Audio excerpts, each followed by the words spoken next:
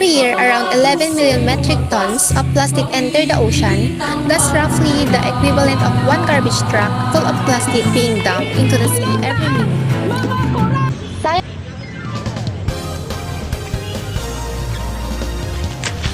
Uy, alam mo ba na ang pagsunog ng plastic at paggamit ng single-use item ay sobrang unacceptable para sa ating kalikasan? Tuwing nagsusunog tayo ng plastic, nakakalabas ito ng usok, nakasisira sa hangin. Nakakaasma yan. Tapos yung mga single-use disposable, gaya ng plastic spoon, cup, at straw. Isang beses lang ginagamit at higit 1,000 years bago mabulok. Ang pamilya at kaibigan natin, sila din ang naaapektuhan. Madudumihan ang dagat, mamamatay ang mga isda, at iinat palalo ang mundo. Hindi ba kayo naaawa? Mga kaibigan natin, magdala tayo ng tumbler, reusable bag, at huwag na tayo magsunog ng basura.